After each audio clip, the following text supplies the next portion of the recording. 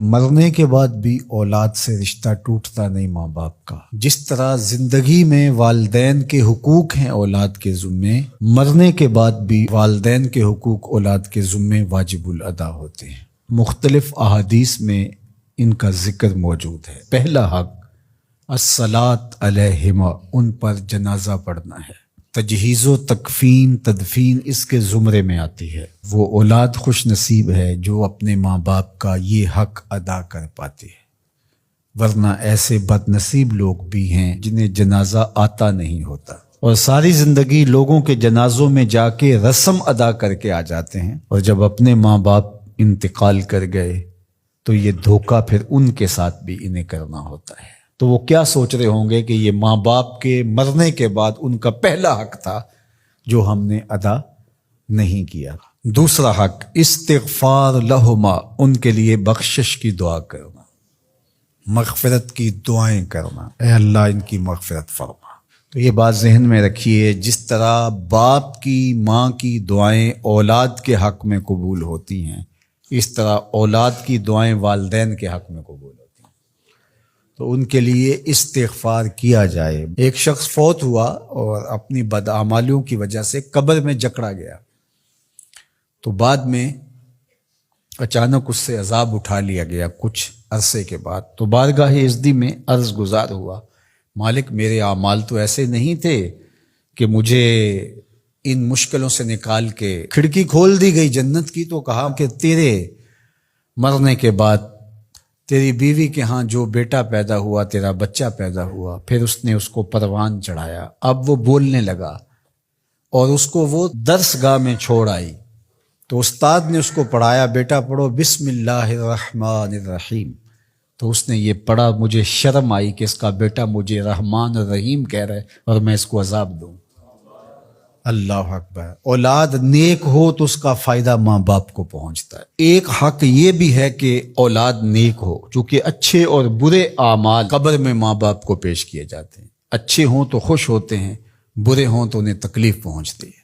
اس لیے ماں باپ کا مرنے کے بعد جو اولاد کے ذمے حق ہے، ان میں سے ایک حق یہ ہے کہ وہ نیک اور صالح ہوں تاکہ ان کو قبر میں راحت پہنچے۔ تیسرا حق ماں باپ کا جو اولاد کے ذمے ہے وہ انفاذ العہد ہے، ان کے عہد پورے کرنے، ان کے وعدے پورے کرنے۔ یعنی انہوں نے جو عہد کر رکھا تھا کسی وجہ سے پورا نہیں کر سکے، تو اولاد کے ذمے ہے کہ وہ اس کو ادا کرے۔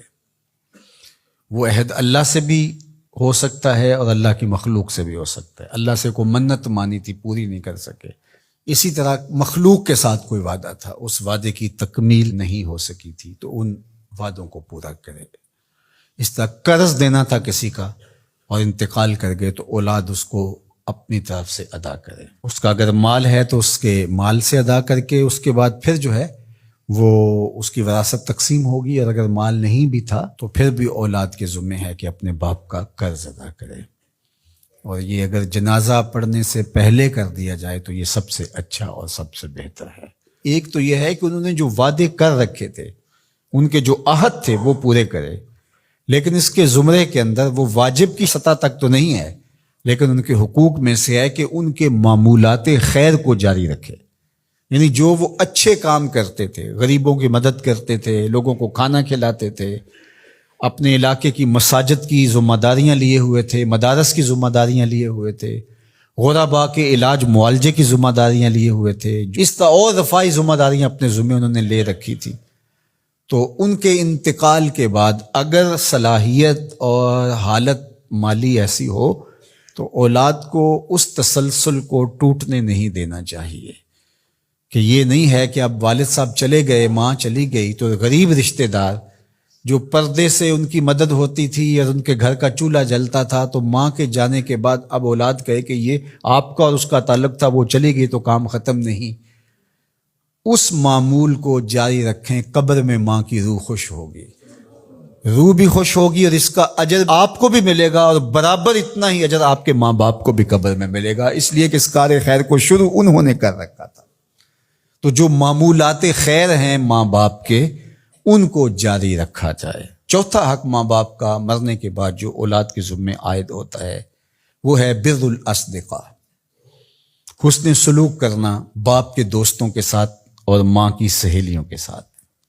خالہ ماں کی جگہ پہ آتی ہے اور چچا باپ کی جگہ پہ آتا ہے. تو ماں کے انتقال کے بعد جو ماں کی طرف سے رشتہ داری کا سلسلہ ہے اس کو توڑ نہ دیا جائے کہ اب ماں نہیں رہی تو رشتے بھی ختم، اس طرح باپ نہیں رہا تو رشتے بھی ختم. تو ان کے ساتھ صلہ رحمی کی جائے. مرنے والے والدین کے حقوق کو کون ہے ایسا دین جو اس طرح بیان کرے گا؟ آج دنیا یورپ کی بات کرتے ہیں، وہ تو زندہ ماں باپ کو اولڈ پیپلز ہوم میں چھوڑ آتے ہیں. ایک ماں 10 بچوں کو پال لیتی ہے، 10 بیٹوں کو ایک باپ پالتا ہے، پھر 10 بیٹے مل کر ایک باپ کو نہیں پال سکتے. تو خوش نصیب ہیں وہ لوگ جو اپنے ماں باپ کی خدمت کو شعار زندگی کہتے ہیں.